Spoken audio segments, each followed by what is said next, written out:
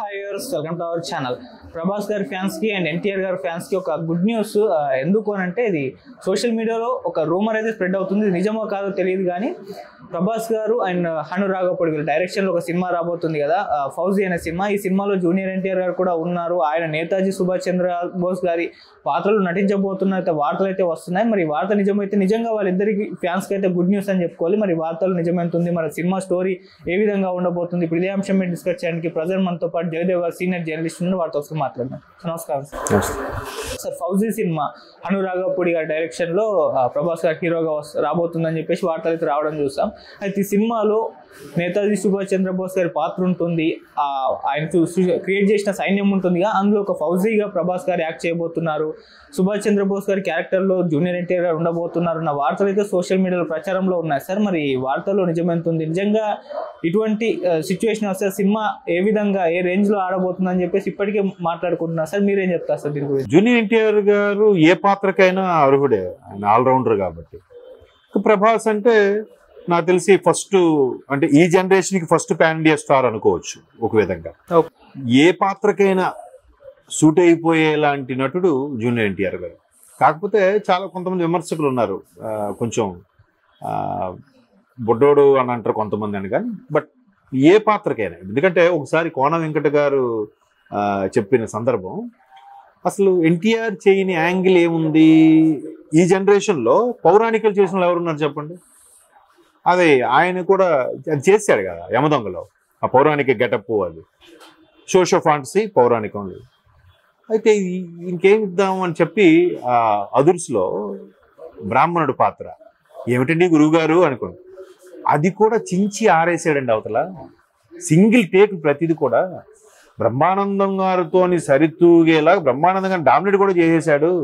ఏమిటండి గురువు గారు అనుకొని, అది ఆ యాక్సెంట్ కానీ ఆ డైలాగ్ మాడ్యులేషన్ ఎన్టీఆర్ చేయని పాత్ర అంటే ఇంకా లేదని ఫిక్స్ అయిపోయింది.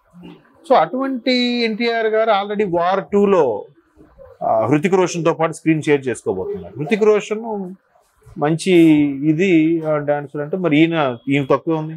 హృతిక్ రోషన్ డ్యాన్స్ అంటే తక్కువ చేసే ఉద్దేశం కాదు, కించబడి. హృతిక్ రోషన్ గారికి డ్యాన్స్ ఒకటి సూపర్ ఏమో, యాక్టింగ్ ఓకేనేమో. మరి ఎన్టీఆర్ గారి లాగా అన్ని చేయగలడు ఆయన, ఆల్రౌండర్ అయితే కాదండి. అంటే don't mind Hrithik Roshan fans కానీ ఉంటే కానీ. సో అది చేస్తున్నాడు. RRRతో కొమరం భీమ్ క్యారెక్టర్ ఎలా చేస్తాడో చూసాము. ఇంకా వాట్ నాట్. సో అయితే ఇక్కడ మీరు అన్నట్టు హను రాఘవపూడి ప్రభాస్ గారు నెక్స్ట్ సినిమా అంటే మన మారుతి గారి తర్వాత హను రాఘవపూడి గారిదే ముందు లైన్లో పెట్టబోతున్నారు అన్నట్టు కూడా టాక్ ఉంది. మేబీ మన ఆయన పేరు రెడ్డి గారి సినిమా స్పిరిట్, సందీప్ రెడ్డి వంగ గారిది. స్పిరిట్ ముందా ఇది ముందంటే, బట్ ఇది కూడా సైమల్టేనియస్ గా స్టార్ట్ చేస్తారు ఆగస్టు 22కు 25కు అని కూడా టాక్ వస్తుంది హను రాఘవపూడి గారిది. ఎందుకంటే ఆయన సీతారామంతో ఆయన skills, taking skills, making skills అన్నీ అర్థమయ్యాయి. నెక్స్ట్ సూపర్ గా ఉండబోతుంది. అందులో కూడా మళ్ళీ హను రాఘవపూడి దేశభక్తికి సంబంధించింది. మీరు అన్నట్టు ఆజాద్ హిందూ ఫౌజ్ నేతాజీ సుభాష్ చంద్రబోస్ గారు స్థాపించిన సంస్థ. దేశం కోసం ఇంటికొకరు నాకు ప్రాణం, ఒక రక్తబొట్టు నాకు ఇవ్వండి, నేను స్వతంత్రాన్ని ఇస్తానన్నాడు ఆయన.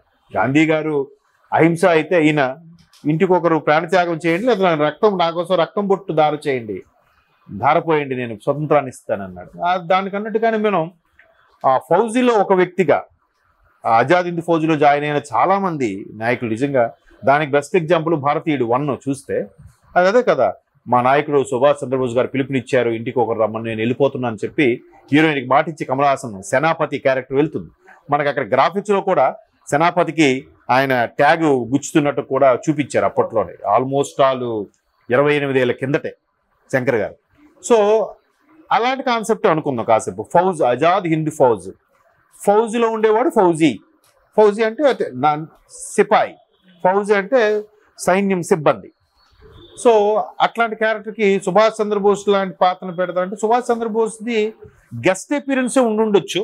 మేబీ గెస్ట్ అపీరెన్స్ కాబట్టి మన తెలుగువాడి సినిమా. పైగా ఎన్టీఆర్ గారు అందరు డైరెక్టర్లతో కూడా చాలా సరదాగా ఉంటాడు, యంగ్ డైరెక్టర్ చాలా బాగా ఎంకరేజ్ చేస్తారు అన్నట్టు కూడా మనం గతంలో చాలా సందర్భాలు విన్నాం. సో చేయొచ్చు, తప్పేం లేదు అక్కడ.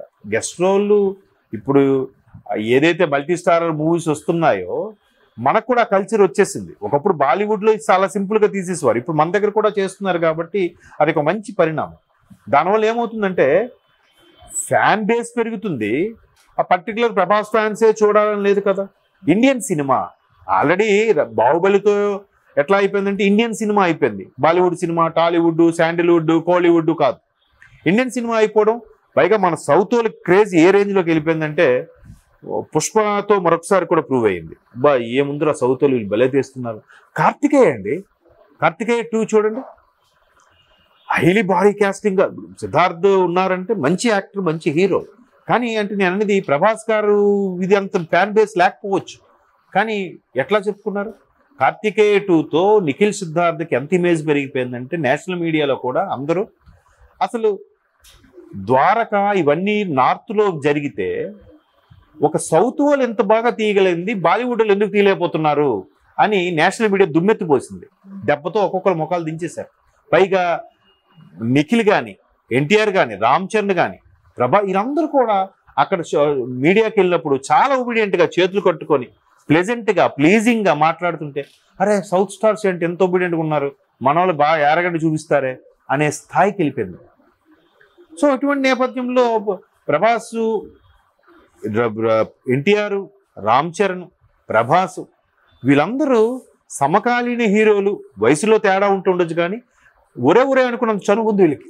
ఎందుకంటున్నానంటే రీసెంట్గా మనం అన్స్టాపుల్ ప్రోగ్రామ్ బాలయ్య బాబు గారు చేసినప్పుడు ప్రభాస్ గారు ఏదో సందర్భంలో రామ్ చరణ్ గారికి చేశారు. ప్రభాస్ గారితో పెళ్లి విషయంలో బాలయ్య గారు రామ్ చరణ్ చేశారు. చేస్తే ఒరే శరణ నా పరువు తీసేకరా అన్నాడు ఆయన. అంటే మళ్ళీ మహేష్ బాబు, ఎన్టీఆర్, రామ్ చరణ్ ముగ్గురు మళ్ళీ ఫ్యామిలీ ఫ్రెండ్స్. ప్రభాస్ అందరితో డార్లింగ్ అని ఉంటే చాలా హెల్ప్గా ఉంటుంది. బట్ చేయడానికి ఏముంది, హృతిక్ రోషన్ సినిమానే ఈయన ఒప్పుకుంటున్నప్పుడు అందులో ఎంత కీ రోల్ ఉందనేది ఇంక మనకు తెలియదు సినిమా రిలీజ్ అయితే కానీ, వార్ 2లో. బట్ ఇక్కడ ప్రభాస్ గారు అంటే ఎందుకు చేయరు? పైగా మన తెలుగు వాళ్ళ సినిమా, పైగా నేతాజీ సుభాష్ చంద్రబోస్ లాంటి పాత్రలు మళ్ళీ చేసే అవకాశం వస్తాయి ఎవరికైనా చెప్పండి. అదంటే పెక్యులర్, దాన్ని ఏమంటారు, పేట్రియాటిజం, ఒక దేశభక్తికి సంబంధించిన పవర్ఫుల్ లీడర్ క్యారెక్టర్. ఇప్పుడైనా సరే చూడండి, స్వతంత్ర సమర పోరాటం అంటే ఫస్ట్ ఎవరికైనా గుర్తొచ్చింది గాంధీ, నెహ్రూ అనేస్తారు, నేతాజీ సుభాష్ చంద్రబోస్. ఎందుకంటే గాంధీ గారు ఒక చెంప చూపిస్తే ఇంకో చెంప వాయించమన్నారు. సుభాష్ చంద్రబోస్ ఏమన్నారు, ఒక చెంప మీద వాయిస్తే నువ్వు 2 చెంపలు వాయించని తిరిగి చెప్పాడు. ఈయన చేతులు కొట్టుకుని కూర్చోవద్దని చెప్పాడు.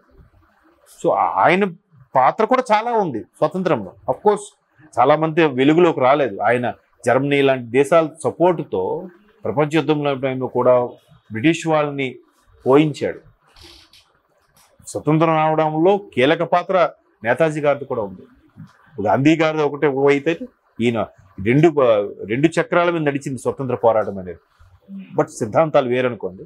సో అటువంటి పవర్ఫుల్ క్యారెక్టర్ చేయాలంటే ఎవరైనా నో చెప్పే ఛాన్స్ లేదు. పైగా మన ప్రభాస్, మన తెలుగు వారంటే ఎందుకు చేయరు?